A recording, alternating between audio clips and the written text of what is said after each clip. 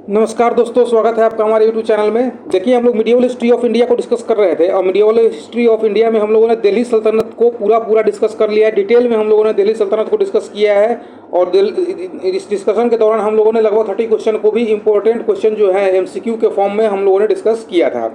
आज ये हमारा दिल्ली सल्तनत का पार्ट 3 है और पार्ट 3 में हम लोग लगभग 30 क्वेश्चन को डिस्कस करेंगे एमसीक्यू के फॉर्म में, मल्टीपल चॉइस क्वेश्चन के फॉर्म में हम लोग डिस्कस करेंगे। इससे क्या रहेगा कि हम लोगों ने जो भी पढ़ा है वो सब कुछ हमें याद आ जाएगा, वो सब कुछ हमारा रिवीजन भी हो जाएगा। तो चलिए शुरू करते हैं आज का पार्ट 3। इससे पहले अगर आपने हमारे पहले दोनों पार्ट को नहीं देखा है तो जाके आप हमारे यूट्यूब चैनल पे जाकर उन दोनों पार्ट को जाके देख सकते हैं, उससे आपका नॉलेज ही बढ़ेगा।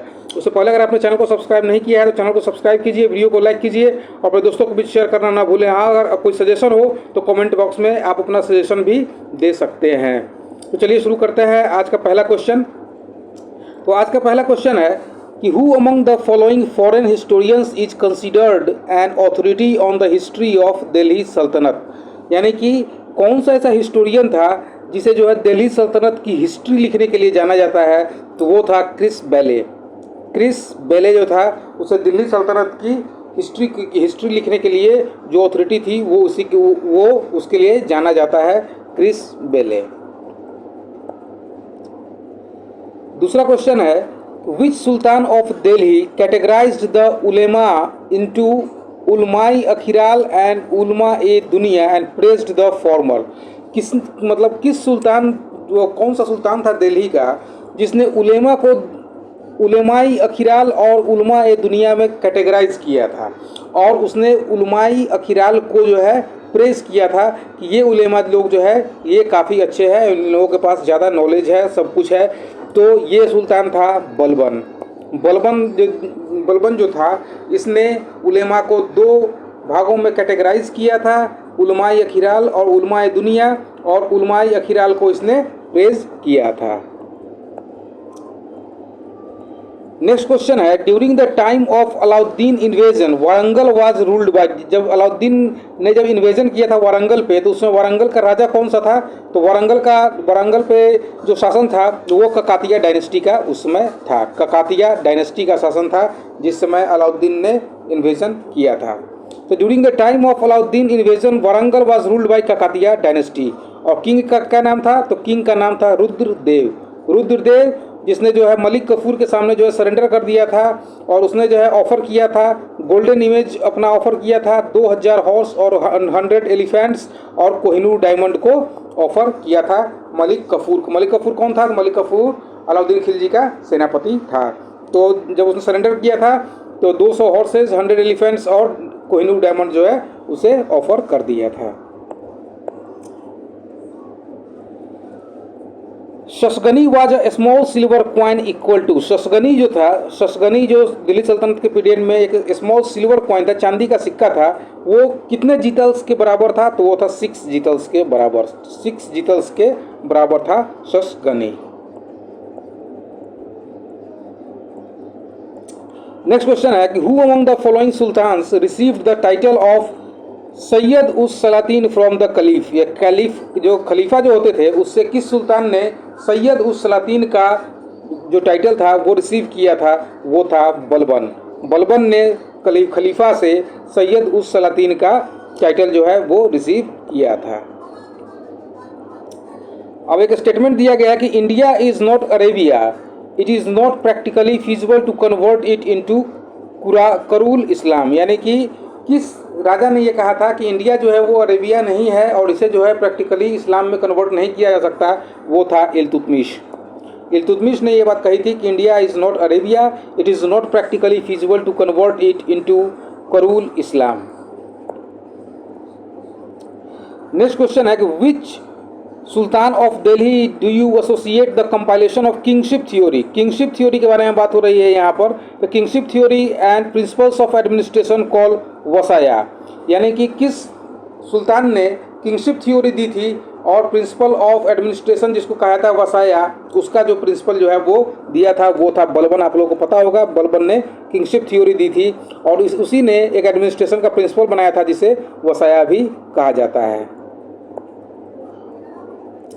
नेक्स्ट क्वेश्चन है कि which one of the following works of Aamir Khusro deals with the military expedition of Alauddin Khilji. Alauddin Khilji के मिलिट्री एक्सपीडिशन के बारे में आमिर खुसरो ने कौन सी किताब लिखी है? तो वो लिखी है खजान उल फुतूह।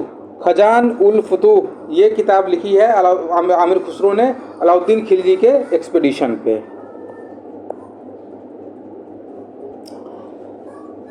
According to historian Ziauddin Barani the ideal sultan of Delhi was, यानी कि बर्नी के हिसाब से दिल्ली का आइडियल सुल्तान कौन था? तो वो था फिरोज शाह तुगलक। फिरोज शाह तुगलक जो था वो बर्नी के हिसाब से दिल्ली का आइडियल सुल्तान था। तो जियाउद्दीन बर्नी ने कहा था कि आइडियल सुल्तान जो था वो फिरोज शाह तुगलक था, और उसने जो है तारीख ए फिरोज शाही में ये बात कही है कि दिल्ली सल्तनत का जो है वो आइडियल सुल्तान कौन सा? फिरोज शाह तुगलक था। और इसी में उसने जो है जो दिल्ली का जितना भी हिस्ट्री है फिरोज शाह तुगलक तक के शासन तक का उसका इसमें जिक्र किया है, फिरोज शाह तारीख है फिरोज शाही में। Which one of the following is an octagonal tomb. इन सारे टॉम्ब्स में ऑक्टागोनल टॉम्ब्स कौन सा है? ऑक्टागोनल टॉम्ब्स जिसमें 8 जो शीर्ष होते हैं उसके बारे में बात की जा रही है। ऑक्टागोनल टॉम्ब्स कौन सा है? तो वो है tomb of Sikandar Lodi. Tomb of Sikandar Lodi में ऑक्टागोनल टॉम्ब है। Tomb of Sikandar Lodi is an octagonal tomb. Mohammad Shah and Sikandar Lodi are the good examples of octagonal tombs. जो मोहम्मद शाह और सिकंदर लोदी का जो टॉम्ब है वो जो है ऑक्टागोनल टॉम्ब है। शीश एंड बड़ा गुम्बद आर स्क्वायर टॉम्ब। शीश एंड बड़ा गुम्बद जो था वो स्क्वायर टॉम्ब्स है। और इसी के साथ ये जो है imposing dome turrets on corners and facades giving false impression of being double storied, यानी कि ऐसा टॉम्ब बनाया हुआ है तो देखने से तो ऐसा लगता है कि डबल स्टोरीड है, लेकिन वो डबल स्टोरीड नहीं। डबल स्टोरीड का मतलब 2 मंजिला है, लेकिन वो ऐसा नहीं है। तो इसका सही आंसर हो जाएगा tomb of Sikandar Lodi.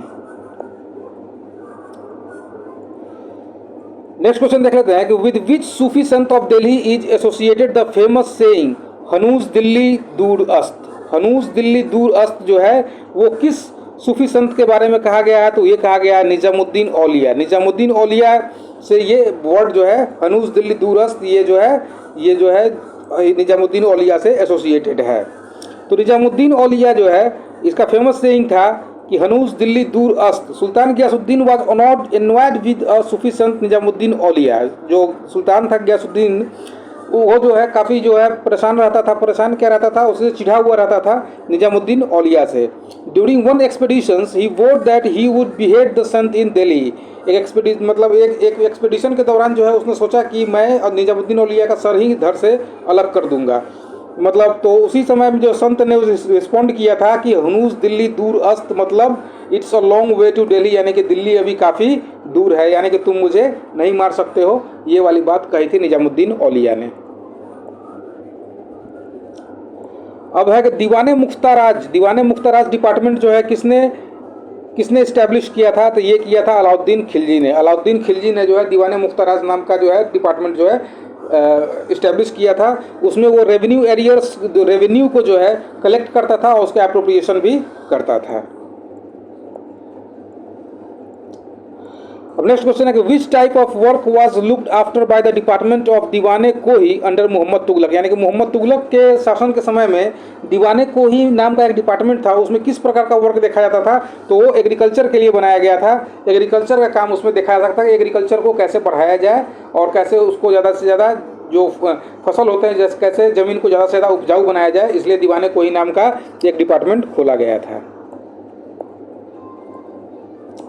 Next question है कि who of the following sultans of Delhi had abolished the tax on grain, यानी कि जकात ऑन ग्रेन जो है वो किसने अबॉलिश कर दिया था? तो उसका नाम था सिकंदर लोदी। सिकंदर लोदी ने जो ग्रेन पर जो टैक्स होता था उसको जो है उसने माफ़ कर दिया था। तो he abolished zakat on grain and it was not renewed by subsequent sultan, यानी कि उसके अबॉलिश करने के बाद जो आने वाले सुल्तान थे वो भी उसको जो है रिन्यू नहीं कर सके, यानी कि जकात को लागू नहीं कर सके थे, और इसलिए जो है उसका प्राइस जो है काफ़ी समय तक काफ़ी कम रहा था ग्रेन्स का।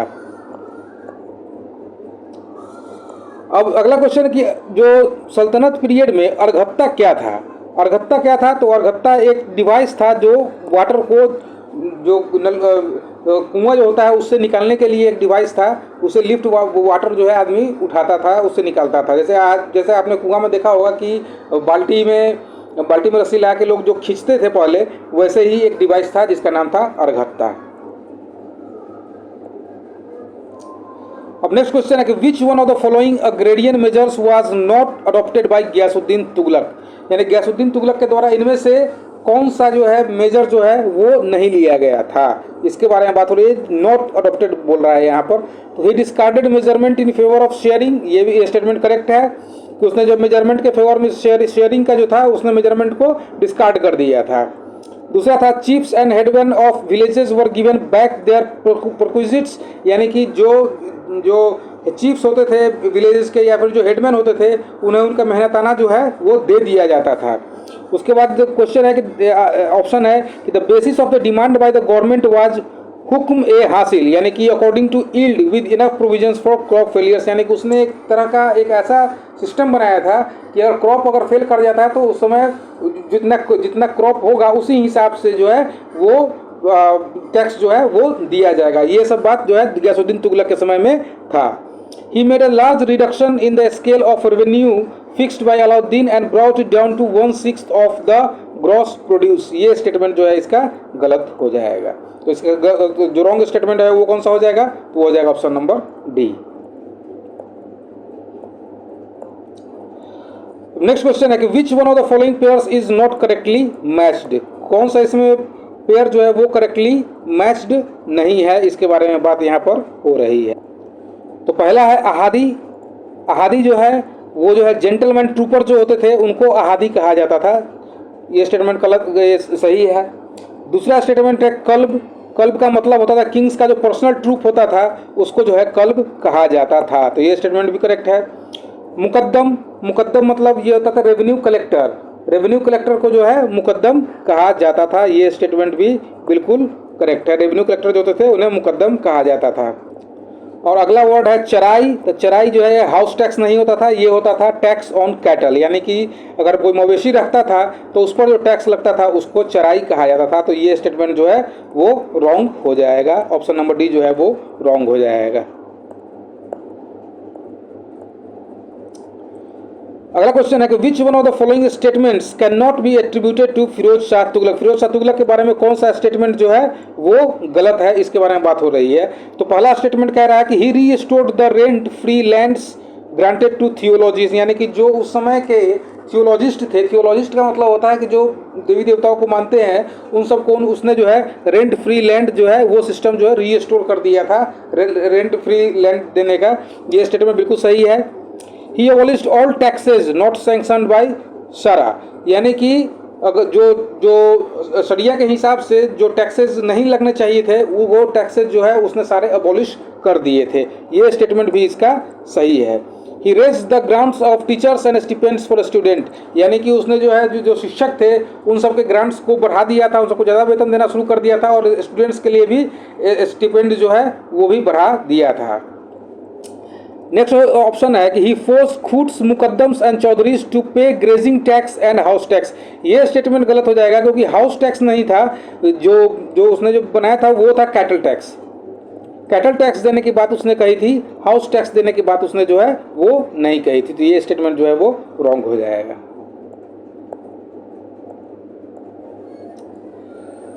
अगला स्टेटमेंट है कि स्लेव डायनेस्टी को जो है, स्लेव डायनेस्टी को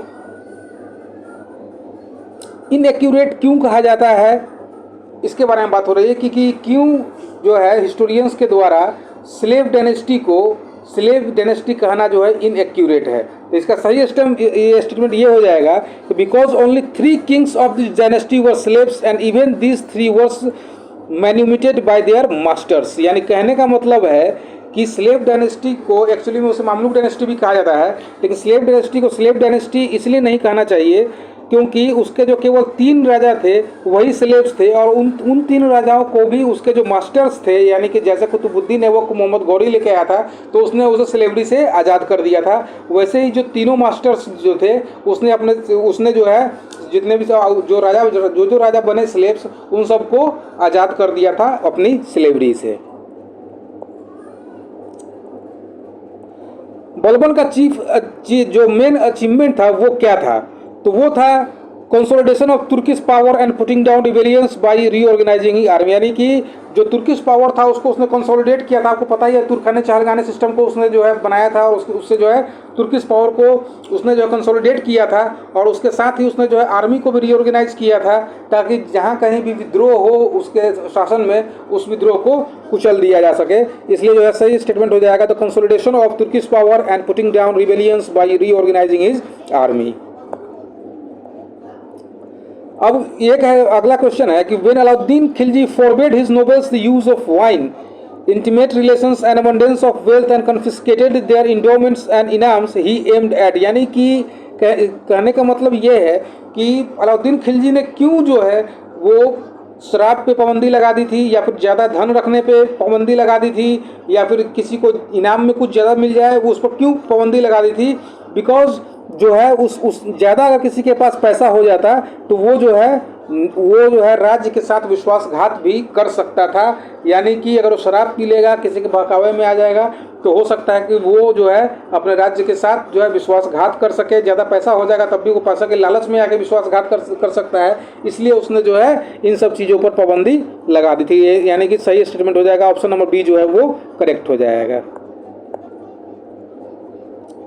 अब इनमें से कौन सा स्टेटमेंट जो है वो करेक्ट नहीं है उसके बारे में यहाँ पर बात की जा रही है। तो पहला जो ऑप्शन है वो है खनका। खनका का मतलब होता था हाउस ऑफ मिस्टीज, यानी कि उसमें जो सूफी संत होते थे वो जहाँ रहते थे, जिस घर में रहते थे उसे खनका कहा जाता था। ये दूसरा है खुतबा। खुतबा यानी कि सरमन, यानी कि जो खुतबा कोई पढ़ता था, यानी कि वो जो है आदेश देता था कि इस कार्य को जो है अंजाम दिया जा सके। तीसरा है मदद ए मास। मदद ए मास का मतलब है कि ग्रांट ऑफ लैंड और pension to scholars and saints by the sultan. ये स्टेटमेंट जो है गलत है, बिकॉज ये जो है ग्रांट ऑफ लैंड और पेंशन तो है लेकिन ये स्कॉलर्स एंड संट्स के लिए नहीं था। उसमें जो भी अच्छा काम करते थे, जो भी डिजर्विंग पीपल होते थे, उनको मदद ए मास दिया जाता था। और मजलिस का मतलब होता है किसी एक जगह पे आके मिलना, उसे कहते हैं मजलिस, यानी कि मीटिंग प्लेस और काउंसिल, उसे कहते हैं मजलिस। यानी कि जो गलत स्टेटमेंट हो जाएगा वो हो जाएगा मदद ए मास। नेक्स्ट क्वेश्चन है कि which of the following is wrongly matched, यानी कि इनमें से कौन सा जो स्टेटमेंट है वो गलत है। तो कुतुब मीनार को किसने बनाया था? कुतुबुद्दीन ऐबक और इल्तुतमिश ने मिलकर बनाया था। आपको पता है कि लास्ट जो उसका मंजिल है वो इल्तुतमिश के द्वारा जोड़ा गया था। ये स्टेटमेंट सही हो जाएगा। 2.5 दिन का झोपड़ा किसे बनाया था? तो 2.5 दिन का झोपड़ा बनाया था कुतुबुद्दीन ऐबक ने, ना कि इब्राहिम लोदी ने, यानी कि ये स्टेटमेंट जो है वो रॉन्ग हो जाएगा। अलाई दरवाजा बनाया था अलाउद्दीन खिलजी ने और रेड पैलेस बनाया था बलबन ने, यानी कि 2.5 दिन का झोपड़ा किसने बनवाया था? ये बनवाया था कुतुबुद्दीन ऐबक ने। नेक्स्ट क्वेश्चन है who among the following sultans of Delhi was the first to have paid to soldiers in cash, यानी कौन सुल्तान था जो कैश में अपने सेना को कैश में देने की प्रथा जो है वो शुरू किया था? वो था अलाउद्दीन खिलजी। अलाउद्दीन खिलजी के बारे में हम लोग जब पढ़ रहे थे तो आपको पता होगा कि उसने ब्रांडिंग ऑफ फोर्सेज भी शुरू की थी, डाक और चेहरा नाम का सिस्टम भी शुरू किया था और उसी के साथ जो है उसने कैश में सोल्जर्स को पेमेंट देने की प्रथा भी शुरू की थी और यहाँ तक कि उसने जो है मार्केट रेगुलेशंस भी स्टार्ट किया था। नेक्स्ट क्वेश्चन है कि अलाउद्दीन खिलजी के समय अमील्स कौन थे? अमील्स के बारे में हम लोग इससे पहले भी डिस्कस कर चुके हैं, लेकिन अमील्स कौन थे? तो अमील्स वो थे जो लैंड रेवेन्यू को कलेक्ट करते थे और अप्रोप्रिएट करते थे। जो आज के समय में आप देखते हैं जो गवर्नमेंट का जो लैंड रेवेन्यू को कलेक्ट करता है, जो वैसे ही सल्तनत पीरियड में भी लैंड रेवेन्यू को कलेक्ट करने वाले को अमील्स कहा जाता था। अब अगला क्वेश्चन है कि कौन सा सुल्तान था जिसने अपने आप को सिकंदर ए सानी यानी कि द सेकंड अलेक्जेंडर जो है वो अपने आप को डिक्लेयर किया था? वो था अलाउद्दीन खिलजी। अलाउद्दीन खिलजी को आप जानते हैं सेकंड अलेक्जेंडर ऑफ इंडिया कहा जाता है और उसने जो है सिकंदर ए सानी का भी टाइटल अडॉप्ट किया था। नेक्स्ट क्वेश्चन है कि कौन सा ऑथर है who among the following was the author of Tarikh i Alai, Tarikh i Alai which contains the details of first few years of Alauddin Khilji, यानी कि तारीख ए अलाई को किस राइटर ने लिखा है जिसमें जो है अलाउद्दीन खिलजी के कुछ जो शुरुआती समय के जो राज था उसके बारे में डिस्कशन किया गया है। वो है आमिर खुसरो। आमिर खुसरो ने जो है तारीख ए अलाई नाम का एक बुक लिखा था और उसमें जो है जो अलाउद्दीन खिलजी के जो फर्स्ट कुछ साल थे उसका जिक्र उसमें किया था कि उस समय का एडमिनिस्ट्रेशन कैसा था या उसमें का पॉलिटिकल इन्वायरमेंट कैसा था। नेक्स्ट क्वेश्चन है कि Mohammad bin Tughlaq experiment of introducing token currency could not succeed. जो टोकन करेंसी जो मोहम्मद बिन तुगलक, वैसे तो मोहम्मद बिन तुगलक को जानते ही है कि उसके जितने भी डिसीजन थे उसमें ज़्यादातर डिसीजन उसके रॉन्ग ही साबित हुए। उसमें से एक इसका डिसीजन था कि टोकन करेंसी को इंट्रोड्यूस करना, लेकिन टोकन करेंसी जो है क्यों जो है फेल कर गया, क्योंकि इसलिए फेल कर गया क्योंकि जो जैसे उसमें वो जो उस समय का जो व्यापारी लोग था वो ज़्यादा नकली जो है करेंसी बनाना, कॉइन्स बनाना शुरू कर दिया और उसी वजह से जो है ये टोकन करेंसी फेल हो गई थी। यानी कि large scale minting of spurious coins, इसकी वजह से जो है उस समय की टोकन करेंसी जो है मोहम्मद बिन तुगलक की वो फेल हो गई थी। The large influx of gold from his plundering of South Indian campaign led him to increase coinage weights। यानी कि जो बहुत सारा सोना जो वो उधर से लूट के लाया था साउथ इंडिया से, तो उसने क्या किया कि गोल्ड दिनार का जो है 172 ग्रेन्स से बढ़ा के 202 ग्रेन्स कर दिया। यानी कि 172 ग्रेन से लेकर 202 ग्रेन तक का एक गोल्ड दिनार उस समय चलता था। सिल्वर कॉइन भी उसने इंट्रोड्यूस किया, लेकिन जब उसने देखा कि ज़्यादा मात्रा में जो है जो लोग जो है कॉइन से ले लेके उसको पिघला के सोना बना दे रहे हैं, या फिर उसी की जगह पर जो है नकली सोना भी जो है मार्केट में चलना शुरू हो गया, तो उसने जो है इस सिस्टम को बंद कर दिया था। नेक्स्ट क्वेश्चन है कि what was the name of Jain Sant with whom Mohammad Tughlaq held discussion. उस जैन संत का नाम क्या था जिसके साथ मोहम्मद तुगलक जो है वो डिस्कशन करता था? उसका नाम था जीन प्रभा सूरी। जीन प्रभा सूरी उस जैन संत का नाम था जिसके साथ मोहम्मद तुगलक जो है डिस्कशन करता था। नेक्स्ट क्वेश्चन है which among the following sultans is credited with the appointment of Amir Sada in his province. यानी किस सुल्तान ने आमिर सदा नाम के एक पोस्ट का जो है अपॉइंटमेंट किया था अपने प्रोविंसेस में? तो वो था मोहम्मद बिन तुगलक। मोहम्मद तुगलक जो था उसने जो है आमिर सदा को अपने एडमिनिस्ट्रेशन में नियुक्त किया था। तो इस तरह से हम लोगों ने अभी 30 क्वेश्चन को लगभग डिस्कस किया मीडिएवल हिस्ट्री के। आने वाले एक आध दो लेक्चर और भी है जिसमें हम लोग मीडिएवल हिस्ट्री के जो इंपॉर्टेंट क्वेश्चन होंगे, किसी भी एग्जाम के लिए जो इंपॉर्टेंट क्वेश्चन होंगे उन सारे क्वेश्चंस को हम लोग डिस्कस करेंगे। वीडियो अगर आपको अच्छा लगा हो तो वीडियो को लाइक कीजिए, चैनल को सब्सक्राइब कीजिए और अपने दोस्तों के बीच शेयर करना ना भूलें। Thank you.